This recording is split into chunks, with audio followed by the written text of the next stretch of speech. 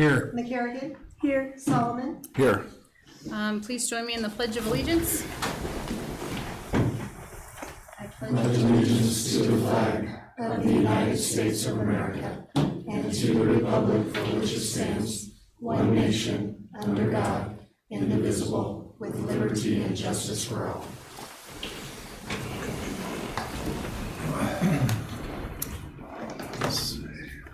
For public information, a copy of the Nebraska Open Meetings Act is available for review. Notice of changes in the agenda by the city clerk. Additions may not be made to this agenda less than 24 hours before the beginning of the meeting unless added under item 5 of this agenda. no changes. Citizens with business not scheduled on the agenda as required by state law, no matter may be considered under this item unless council determines that the matter requires emergency action.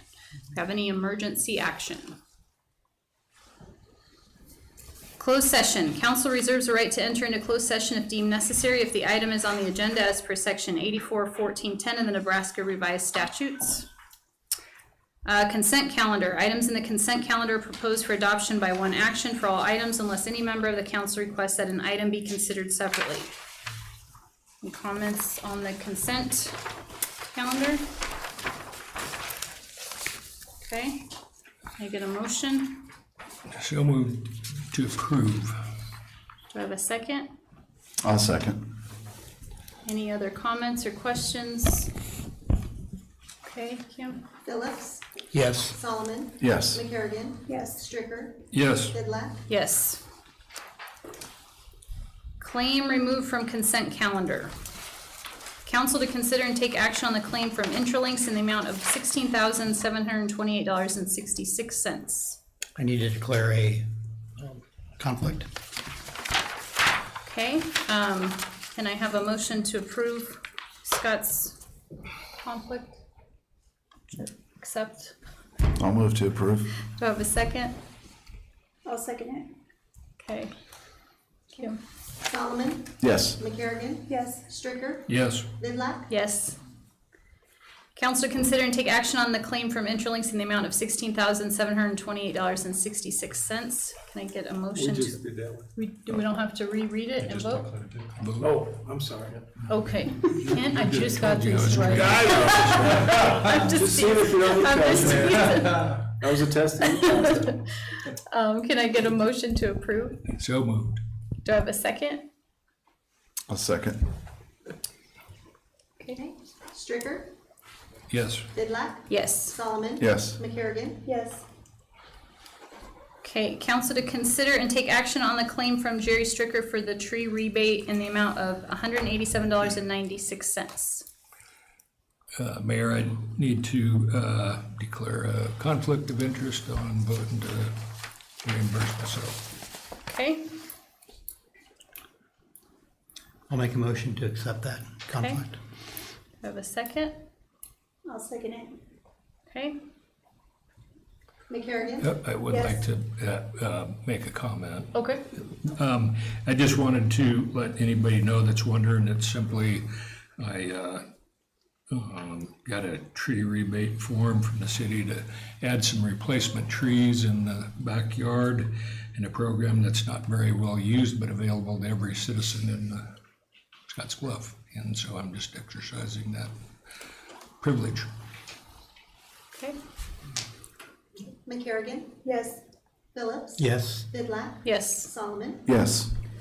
Okay, council to consider and take action on the claim from Jerry Stricker for a tree rebate in the amount of $187.96. Can I get a motion to approve that claim? I'll move to approve. Okay, do I have a second? I'll second. Okay, Vidlac. yes. Phillips. Yes. McCarrigan. Yes. Solomon. Yes. Okay, financial report. Council to receive the 2024 annual audit report from Bergen KDV.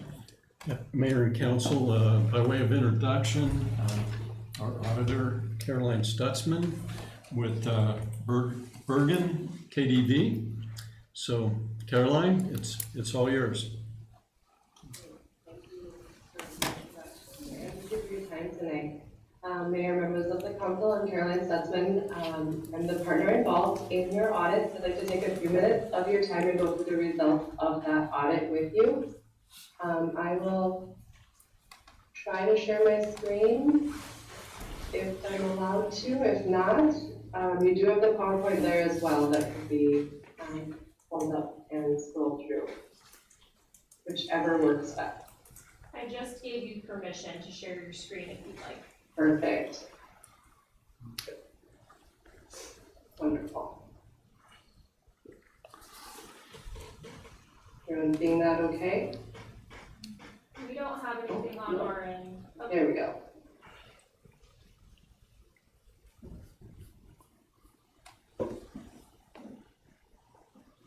There? Better? It's- PowerPoint? It's just your windows, it was there, but now it looks like your home screen maybe. Okay.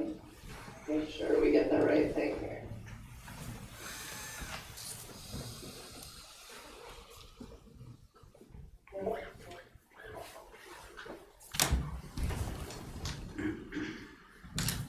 Okay, now it's moving with me. Sorry about that. There we go, I had it in the wrong screen. All right, so with that, we'll dig into the results of the audit. So the main reason that you asked us to work with you is to provide an opinion on your financial statements. That opinion is housed within the independent auditor's report. So, and also within the independent auditor's report, both management's responsibility as well as our responsibilities are outlined. And management's responsibilities are for the preparation and fair presentation of those financial statements in accordance with GAAP. Really what that means is management is responsible for determining the numbers that are held within the financial statements. And then our responsibility is to provide reasonable assurance that those financial statements are free of material misstatements throughout the course of the audit that we perform. So really that's that opinion. We aren't allowed to do both of those things. The line drawn in the sand, if you will, the standards require that. So the opinion we're providing is what's called an unmodified opinion. That's the highest level that you can receive. Not a change from previous years, meaning we do believe those financial statements are fairly stated in all material respects as of September 30th, 2024. One final component of the audit is in relation to the audit in accordance with government auditing standards. And really what that requires is that we consider internal controls as we go throughout our process. We have one item listed here, lack of segregation of accounting duties. It is an item that is very common for cities of your size. It's inherently present when duties overlap. And it's not that there's a recommendation for a change of any sort here, really just an awareness that it is present. So that is the result of the audit. I'd be happy to answer any questions you might have. Go ahead. You have questions? One really relates to the single item called a material weakness or vulnerability or whatever, related to what you just said. Is there any, with limited staff, is there any things that we can do to overcome that with the staff we have? And that's a question for anybody. Oh, sorry. That could be a question for you or anybody here. Well, from our standpoint, really, it's, getting another set of eyes on things whenever possible.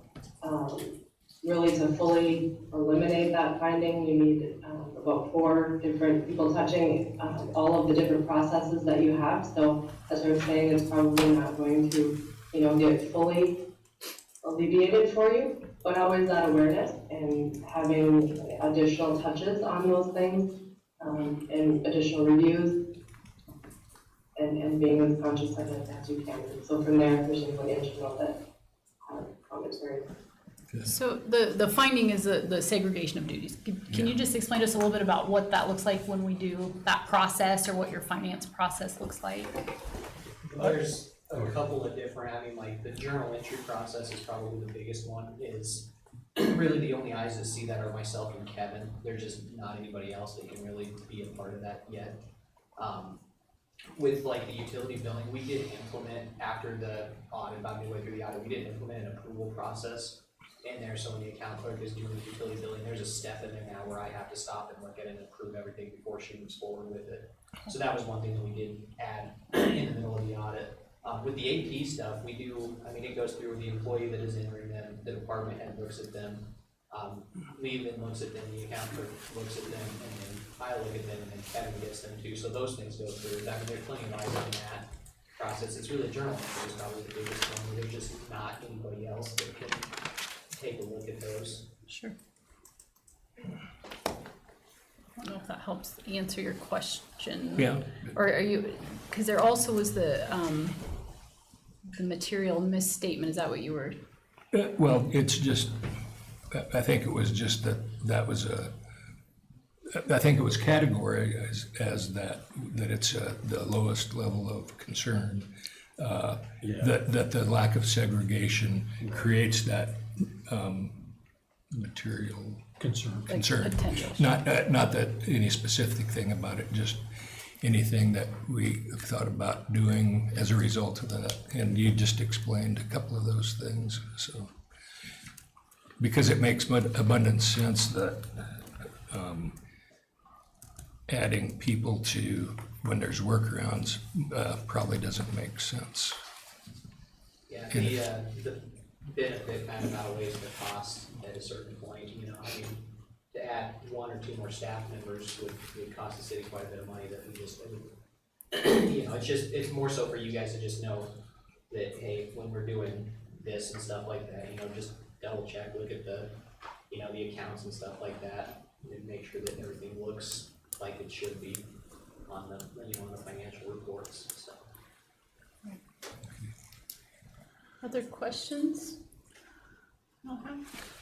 I had one question for you. I think it was on page 12, if I can find it here. It was just a terminology they used. I think it's in the middle. It's in the middle, and it says, at September 30th, 2024, the unassigned fund balance of the general fund was 11 million. I didn't know what the unassigned fund balance means. Sure. So, there are different classifications that fund balance can be at. There's non-spendable, that would be for items like prepaid or inventory. If you think of that term, it's like the money has left the building, not available for future operations. There is a restricted component that you could have if you had external restrictions. There could be commitments or assigned fund balance as well. So those are more internally earmarked or set aside items for future planning. In the general fund, you currently have just the unassigned category presented right now, which is kind of everything else. So right now, you don't have any of those other categories for the general. Okay. It's unassigned and total, all at the same time. Okay. Other questions from anybody?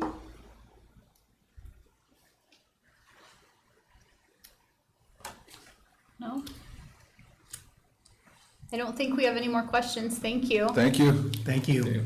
Caroline, please thank your staff too. Thanks for all your hard work. We appreciate it.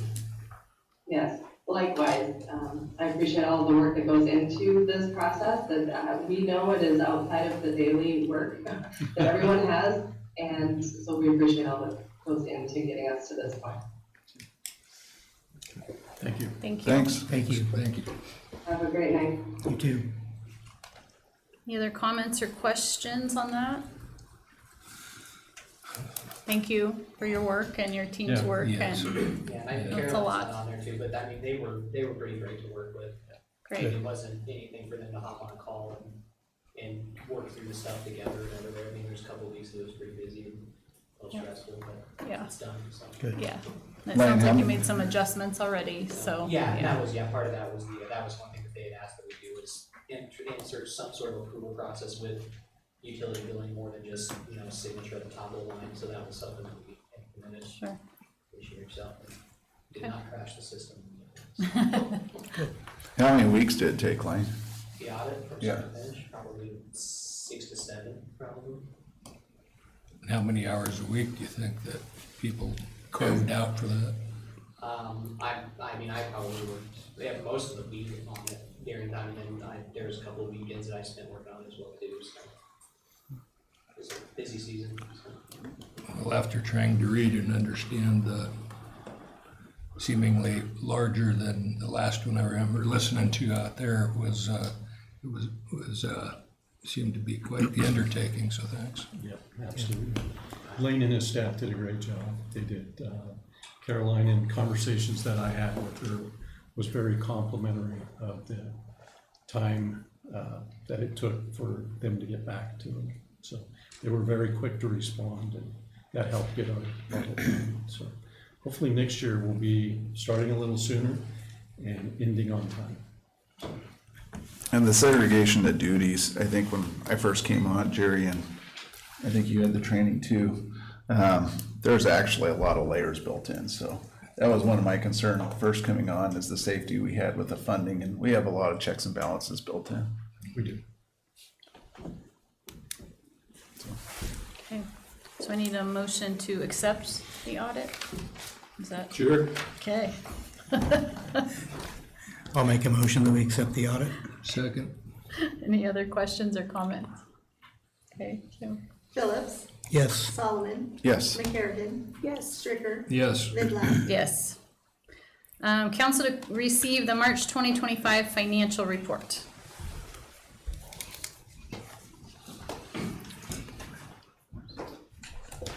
Good evening, Mayor and Council. Link Sire, Finance Director. I'm going to start on the second page. Sure. I really just want to point out, there's a couple of different things that I want to point out on this page, and one of them is if you look at the Transportation Fund and the Debt Service Fund, we shifted some, that's part of the audit this year too, kind of talked to the auditors about how to get that debt service fund spent down. And so we've shifted it the way the debt service payments are coming out. They're not coming out of the street fund anymore. They're going to come out of debt service, so we can get that debt service money spent all the way down like it's supposed to be.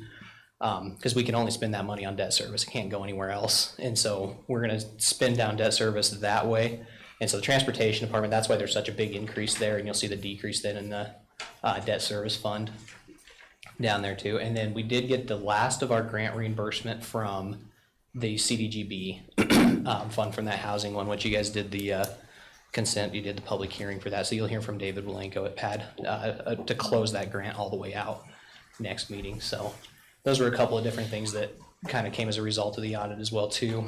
And then on the next page, just talk about where every department's kind of at this year. And the expenditures at the top, nobody's over 50%. Everything is under 50%. This is March marks the middle of the year, of the fiscal year for us.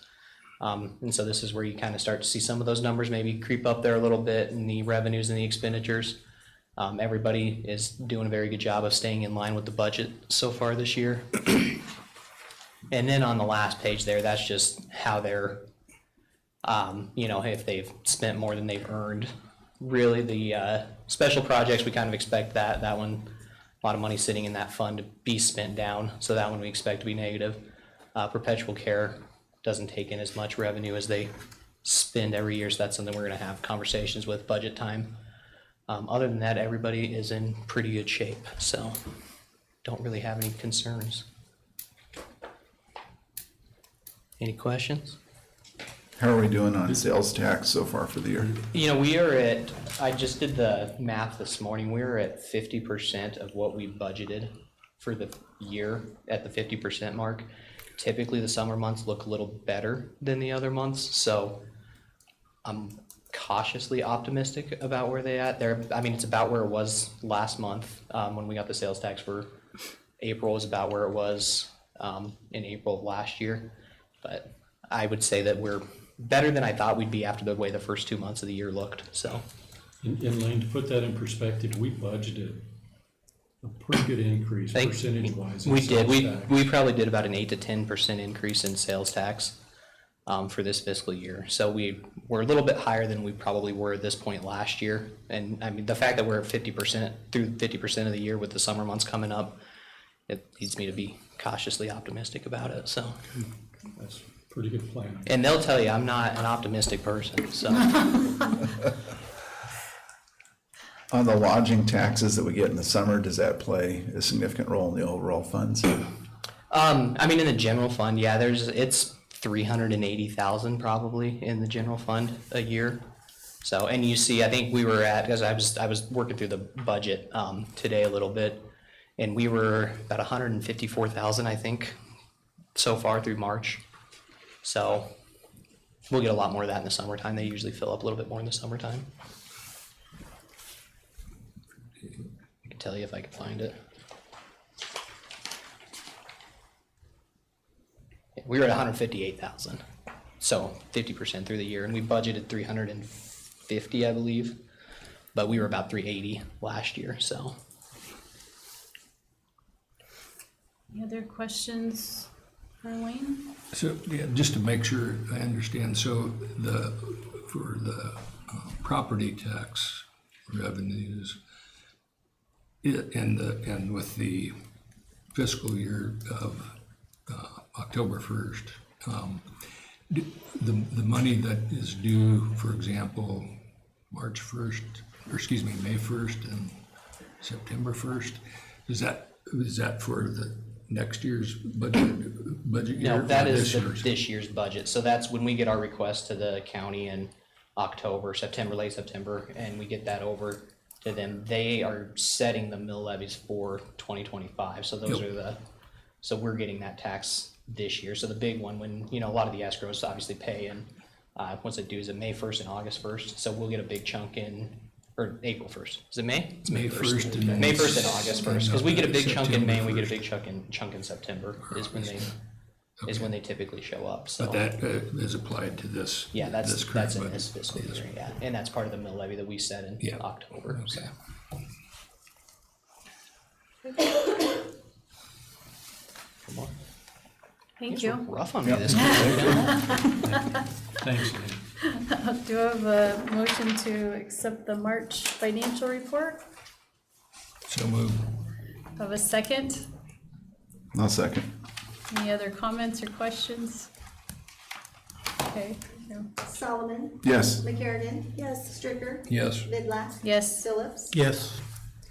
Okay, resolutions and ordinances. Council to consider action on the first reading of the ordinance removing certain term requirements of members serving on the Economic Development Citizen Advisory Commission.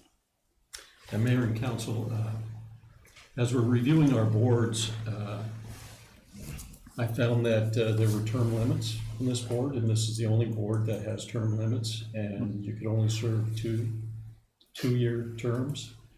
And we want to take those out of the ordinance, and they'll still serve a term, but there won't be term limits.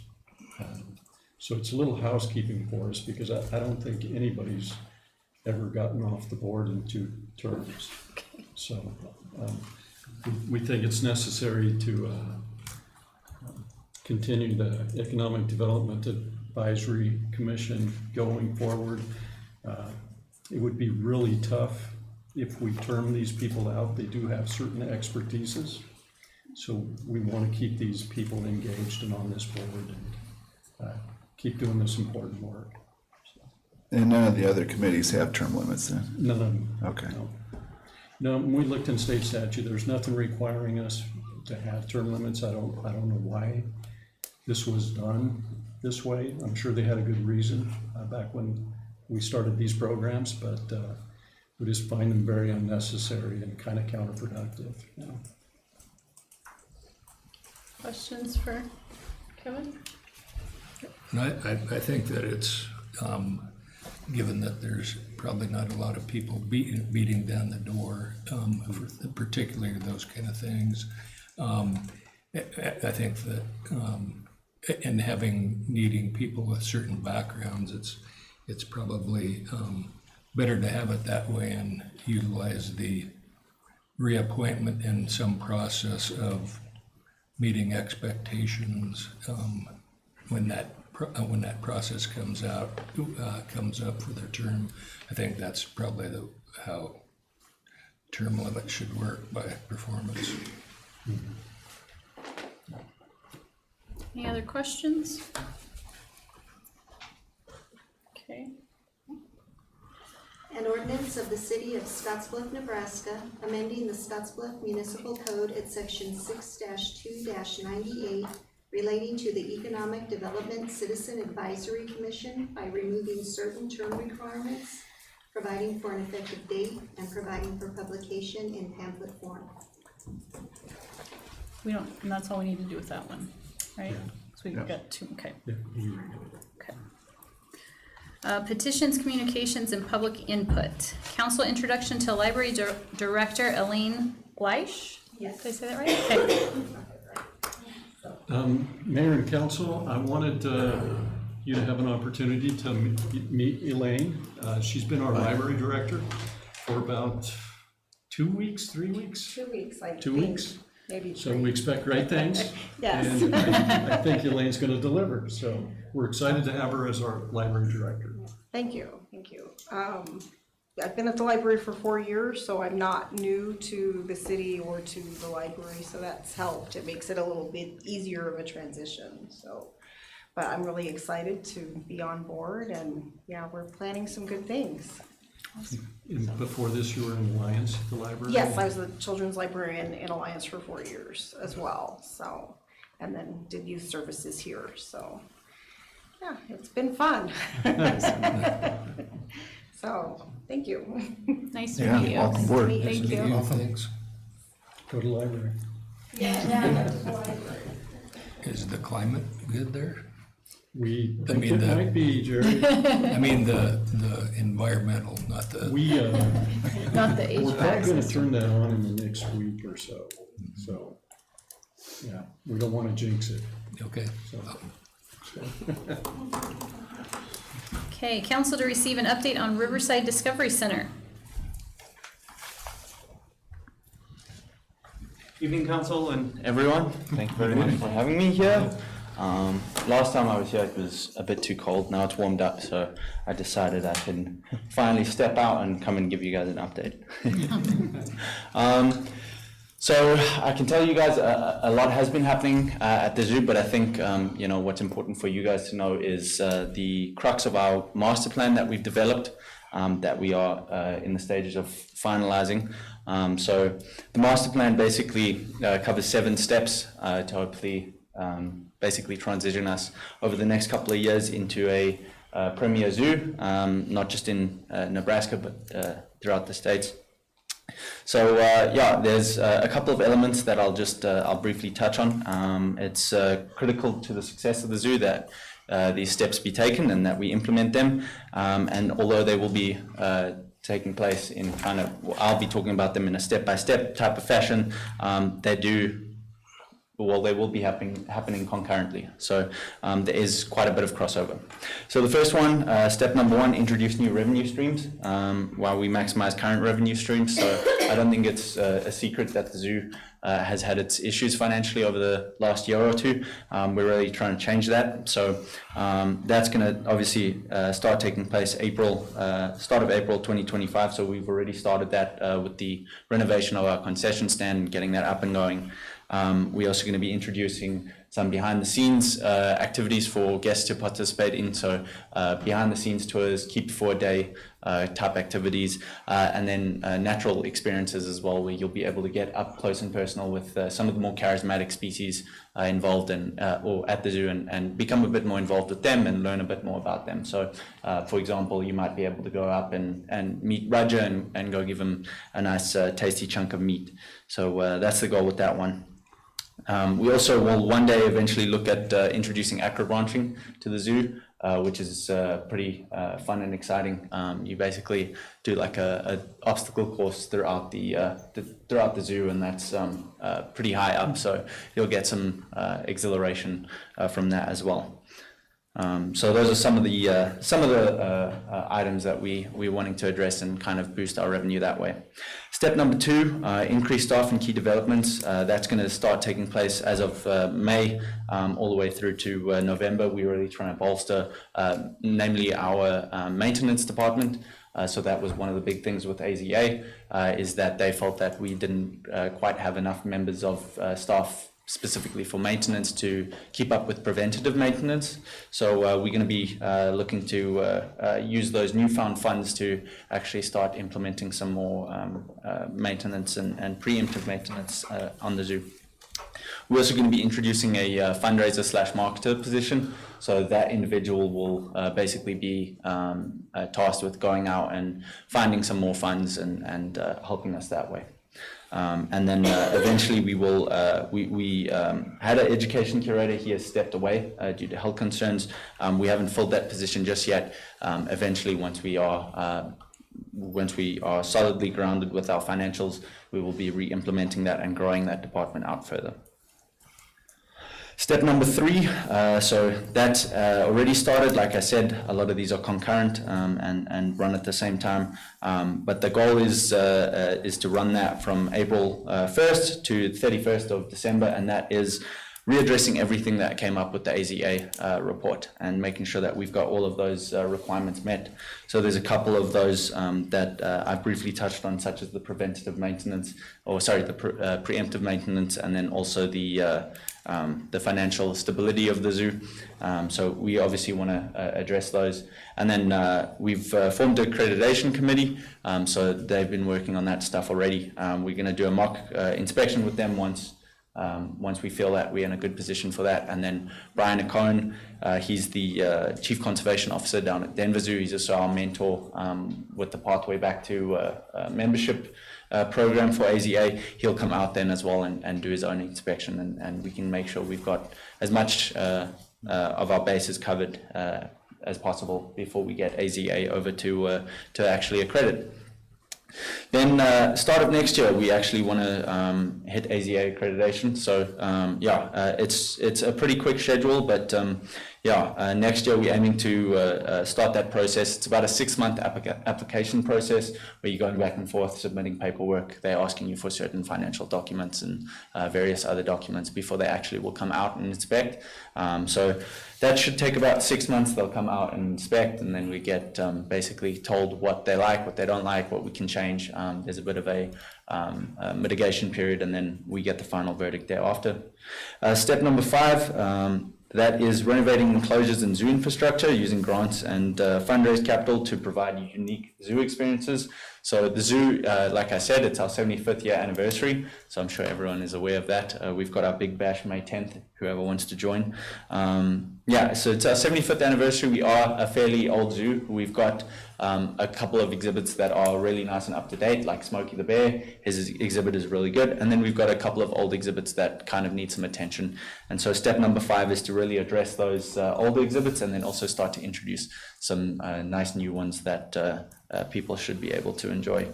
So that's going to be taking place throughout the whole 3-year period. And the goal there is basically to create larger, more modern exhibits that are more in line with current standards of AZA and modern zoos.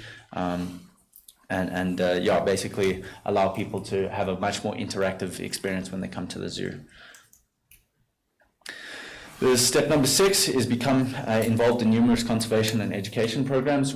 We've had a number of educational programs throughout the year, conservation programs. We tend to support financially. However, it would be really nice to take the next step and actually become involved ourselves in in-situ conservation programs, so out in the field conserving species, maybe introducing a couple of breeding programs at the zoo where we can actually release those critically endangered species. Black-footed ferret is a critically endangered species in the area that I know there's currently breeding programs going on in zoos to release that. So, that would be a fun one to get involved in.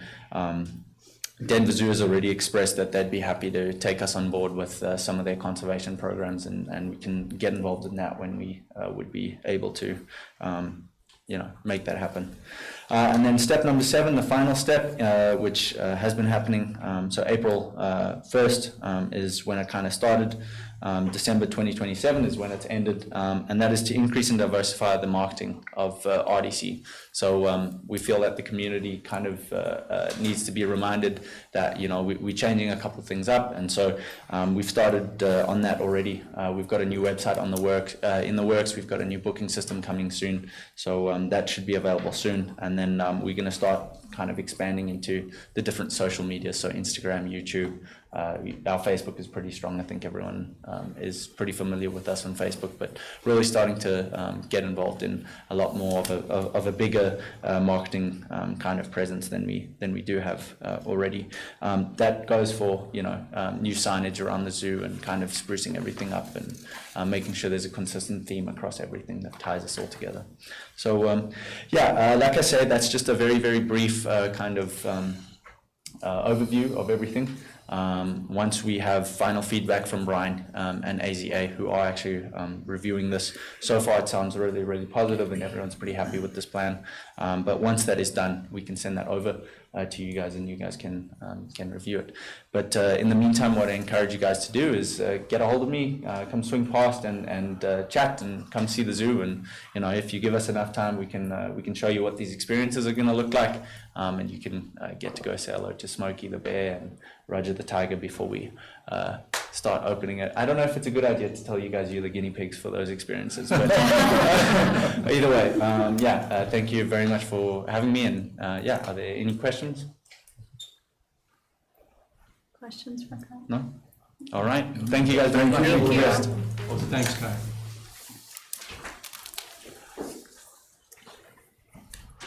Okay, council discuss and consider action on 10 special designated liquor licenses for Prez Incorporated DBA Rositas to serve distilled spirits at the Bands on Broadway Summer Series.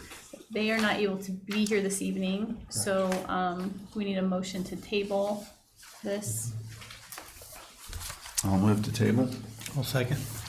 Any other comments or questions? Okay, Stricker? Yes. Vidlac? yes. Solomon? Yes. Phillips? Yes. McCarrigan? Yes.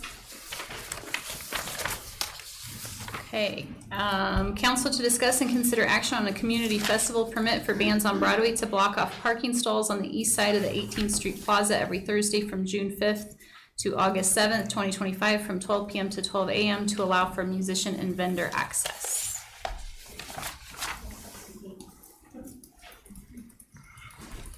Hi, everybody. My name is Debbie Wagner, and I'm here representing the committee for Bands on Broadway. I have to apologize. I'm not really sure how all this works. Am I just supposed to kind of explain what we're asking for? Okay. So right behind the stage on First Avenue, basically, up until this point, we have just been able to use that for bands to unload, for the sound equipment, for whatever we needed access from around noon when our sound technician gets there with lights and all of his equipment, and then throughout the night to have different people park back there. But it's been mostly just kind of blocked off for us and the committee. We've never had to ask for permission in a formal way before, but my understanding is some of the policies have changed in regards to blocking off because they are designated parking areas. And so we're here today to ask for permission to be able to formally block off those areas for our use, not only for what was previously used, which was for unloading and loading for the musicians and the sound equipment, but we would like the opportunity to potentially use it if needed for food vendors. As of right now, due to some of the increased restrictions and structure that has happened through the fire marshal and the spacing and things of the food vendors, the amount of people that are coming, there's just a need for safety to be of the utmost concern with propane tanks and things like that. And so that's kind of limiting what we can do with food vendors within the designated food vendor space. Unfortunately, as beautiful as the space is, it was not really designed super well with food vendors in mind, with what is necessary for what we do. And so we are very limited in who we put where and how we can get everybody equal opportunity and access. And right now, some of the vendors have very large trucks, and that's blocking off a huge area of ability for us to bring in other vendors. Due to some of the restrictions we have with the businesses in the area.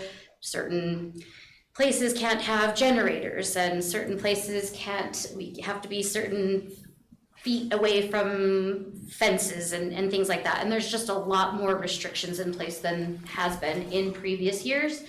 And so we would like the opportunity to be able to use that space if we need it, to be able to move some of our big trucks to that side of the park and put the big trucks right back there. And then that still frees up our space for some of the smaller vendors.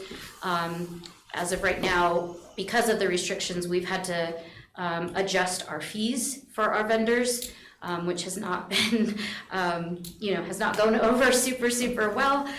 So we're just trying to think outside of the box and try to make this as best of a community event as possible. So. Debbie, these are the parking stalls across the east side of the park. Correct, First they're Avenue. facing north-south facing along the side of the street. Yeah. So it's nobody else's parking stalls, it really is those. Right, it's beside- public access, as far as I know. We're not blocking off any businesses or access to anything else other than just the public parking that's already there for.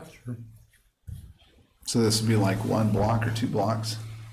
It's a quarter of a block. Yeah, it's just across the east Just side the of the back of park. the, Oh, okay. yeah. How many spaces are there? 3, I believe, it's 3 or 4. I was gonna say 3 or 4 Yeah. probably is all. Yeah, That's not that bad. there's a fairly substantial crosswalk. Yeah, basically the length of, and not even the fence, so there's an archway. So from the north side of the archway entrance to where the park ends, just the opening to the business that's next door. So just right there. It's, makes abundant sense to be able to utilize those, but I'm trying to understand that you use them currently, although a different process for permission because they are public, which makes sense to me.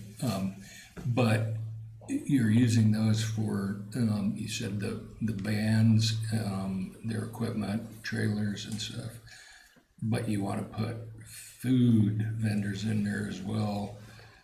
Then where do if that comes to be, then where do the band trailers go? Well, so right now, it's mostly the Crossroads Music uses that for hauling and unhauling. And because they're the first ones there, they get first access to the parking spots. So there isn't anybody, needing access to that.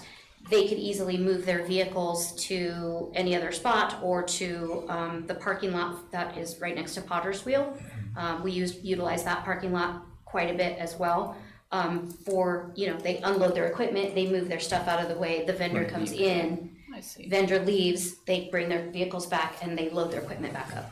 Yeah, I don't have any issues with utilizing the spots. It's just that if there's a limited number, I didn't know if the music trailers stayed there until the end to put equipment back, and or how they moved about, and it just seemed like it could be trying to fit a lot of things into a very small space. Which we're already doing with all where the vendors are right now. It's a jigsaw puzzle to get people in with their trailers, and their trailers face different ways and their doors face different ways, and one has a propane tank and one doesn't, and one drops a trailer off but the other one is a whole truck that doesn't drop anything off, and it's a very difficult process, but the plan is to already have all of that in place prior to. I mean, the Crossroads Music works. They're on the committee with us, they work with us, so we would know ahead of time if we were needing them to move out of by a certain time to be able to bring a vendor in. And is Crossroads a consistent vendor to supply amps, speakers, all those things? Or? They are our designated sound and light Okay. provider. Okay. Just wanted to make sure there was enough room for all you wanted to do. Practically speaking.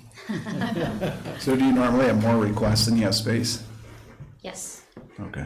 Yes. And this should help a little bit. It's really a pretty good problem to have. Yeah, That's how it the is. is getting big, so It is. there's a lot of people that want to participate, so I think it's a good problem to have.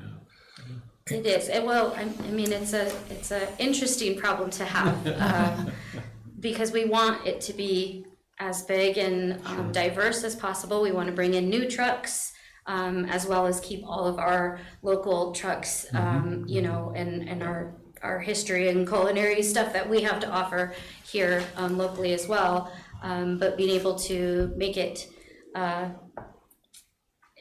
equally accessible to everyone has been quite a difficult process. And so we're trying to this year get all of these things in place so that moving forward there doesn't have to be any further changes, because we've grown so much between year 1 and we're now at year 6, and it started off as 6 weeks. Just looking at you, just 8 weeks. Well, 6 weeks. 6 weeks the very first year. And we've now, I think the budget was like $12,000 or $15,000 or something to try and get everything in. And most of the food trucks and the original people came in just sponsoring, just doing it out of, this is a cool event, let's do it. To now 10 weeks, trying to raise, if we can, like $30,000 to maybe pay for the musicians, and even then finding the ability to get that amount of musicians in within that budget, and getting the food vendors in, and getting all of the liquor licensing with the alcohol, and it's a very big undertaking that the committee has. So we're trying to put in place as much long-term thinking as we can, knowing where we would like to go with it and how much it's growing and how much we would like to see it grow and bring, you know, a lot of people to the community, hopefully. Debbie, do your vendors stay the whole summer for all events, or do they alternate? Different people come and go? So they have the ability to apply for however many days they would like to. They are charged daily fees. Okay. So if they would like to apply for the whole summer and it works out that we happen to have the space and availability, and again, it's a jigsaw puzzle. We can't have all candy and ice cream, or we can't have all Mexican food, or we can't have all pizza, you know, so juggling, okay, I have 3 different ice cream vendors. How can I fit them in, even though all 3 of them applied for the whole summer? I have to be able to rotate, the committee has, not I, but the committee has to be able to rotate that through. However, there are other spots and other abilities that, you know, if there's only one of a certain type of thing that is applying, they might have the ability to be able to go the whole summer. And same goes for size requirements. Because we have we've kind of broken it down between different sizes now to try to make it more, so that a 40-foot truck isn't taking all of the 10-foot spaces away from the smaller vendors. So we tried to say, okay, we have a couple of 10-foot spots, a couple of 15-foot spots, a couple of 20, a couple of 30, and one big 40 spot. So all of those different factors come into play of how often a person can participate. Okay, thank you. And I don't know how many alcohol trucks, vendors, trailers, whatever they are. But those are inside, those would remain inside the fenced area? Yes, they have. Correct. I think That's we've only where the- approved 1 so far, haven't we? Just flyovers so far. Technically just the Flyover, one. Rosita's was tabled, yeah. and And Heights Heights is, came last Heights year, came. okay, okay. Any other questions for Debbie? Okay, do I have a motion to approve? I'll make a motion to approve the use of the east side of First Street to help out the bands on Broadway. Do I have a second? Second. Okay, any other questions or comments? well, thanks, Debbie, you guys are. Thank you. Thank you. Thank you. McCarrigan. Yes. Phillips. Yes. Vidlac. Yes. Solomon. Yes. Stricker. Yes. Okay, Mayor to read the proclamation naming April 25th, 2025 as Arbor Day in the city of Scottsbluff. Anything you want to share about that before I read it? No, I've read it, it kind of speaks for itself, Okay. so It's a short one. Okay. You're getting off easy? Okay. Whereas in 1872, J. Sterling Morton proposed to the Nebraska Board of Agriculture that a special day be set aside for the planting of trees. And whereas this holiday, called Arbor Day, was first observed with the planting of more than 1 million trees in Nebraska, and Arbor Day is now observed throughout the nation and the world. And whereas trees can reduce the erosion of our precious topsoil by wind and water, cut heating and cooling costs, moderate the temperature, clean the air, produce oxygen, and provide habitat for wildlife. And whereas trees are a renewable resource, giving us paper, wood for our homes, fuel for our fires, and countless other wood products. And whereas trees in our city increase property values, enhance the economic vitality of business areas, and beautify our community. And whereas trees, wherever they are planted, are a source of joy and spiritual renewal. And whereas Scottsbluff strives to be recognized as a Tree City USA by the National Arbor Day Foundation and desires to continue its tree planting practices. Now therefore I, Mayor of the City of Scottsbluff, Nebraska, do hereby proclaim April 25th, 2025 as the day of celebration of Arbor Day in the City of Scottsbluff and urge all citizens to plant a tree and to support efforts to protect our trees and woodlands. Okay, and Matt, do we have an event on Friday, Arbor Day? Actually, we have one on Wednesday with Lincoln Heights. So we're going to do a tree planting presentation and then show them the movie Midwest. It's third grade group, so it kind of introduces them to Nebraska history for their fourth grade year coming up. So, and then we'll have another event with the FFA group in Scottsbluff High School as well. Will that be in the plaza? No, that one's going to be more in the classroom. Okay. It'll be more of a demonstration on how to care for and plant seedlings. And then they'll be able to use those in their greenhouse and then plant them where they wish, give them away, that type of stuff. So okay. trying to get more trees out into the community. Yeah. How many trees do we normally put in a year with park department? I think it depends on the year. Last year we did 23. This year we've done 20 already, and we plan to do a fall planting as well. The cemetery, we did 6 last year, but try to do more again this year as well. Thank you. Pretty cool stuff. That's very cool. Bids and awards. Council to discuss and consider action on awarding the bid for Westmore Park Pickleball Courts Paving Improvement Project to Mark Chrisman Trucking in the amount of $85,000. Good evening, council. So this is a bid. We received one bid for the work around Westmore pickleball courts. The work includes some sidewalk work on the east side to get from the Westmore parking lot, basically the Westmore pool parking lot, and then ADA ramp to the courts now that they're about 14 inches above grade. It also includes a sidewalk and patio area on the west side, which will include a covered structure as well. And then a expansion of the parking off the alleyway. And then a paving of 2 handicap spots in there as well. And then a sidewalk all the way to the courts. So we received the one bid from Chrisman Trucking for $85,000, which was higher than the engineer's estimate of $55,000. These smaller projects, they're seeing more difficulty in getting multiple bids, and bids are coming in way higher just due to economics of the smaller jobs and the higher labor costs. So that's kind of what they've been seeing across the board. So it's in line, but still higher than expected. Matt, what's the building going to be made out of? Is it steel or is it wood or what is it? Yeah, it's a B&C steel structure. So it's very similar to like what you see at the 23 Club, the angled roof with 2 posts on each end. It'll be a 15 by 30 structure. Okay. So provide ample shade over there. They're going to be picnic tables and stuff in Yep, there? we'll put some aluminum picnic tables underneath. Yep. And pickleball is a very social sport, so it creates a place for them to congregate and hang out too. Nice. Yeah.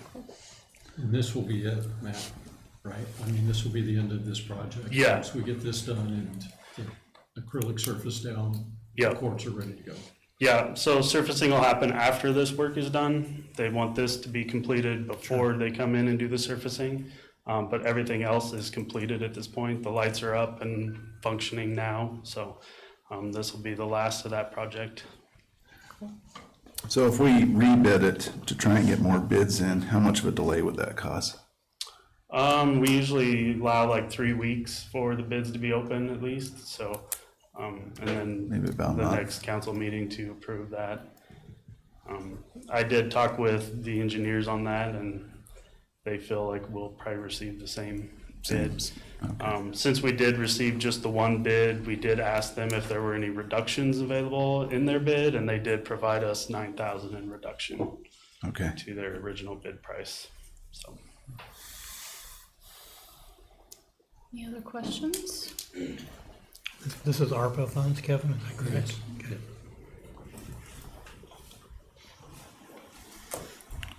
Okay, thank you. Okay, thank you. Thanks, Matt. Thanks, Matt. Okay, do I have a motion to approve this bid? So moved. Okay, do I have a second? I'll second. Any other questions or comments?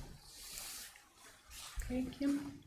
Vidlac, Yes. Phillips, Yes. Stricker, Yes. McCarrigan. Yes. Solomon. Yes. Okay, reports from staff boards and commissions. Council to discuss and consider action on the memorandum of agreement between the Scottsbluff County Sheriff's Office and the Scottsbluff Police Department and authorize the mayor to sign the agreement. Good evening, Mayor and Council. My item is not nearly as exciting as everyone else's. It's just an updated MOU. The board completed our grant application about 2 weeks ago, and so the final step is just each agency to have the MOU signed by their mayor and then submit it. So this is the last step we have. This will cover 2025 through 2027. The majority of this money reimburses us for overtime.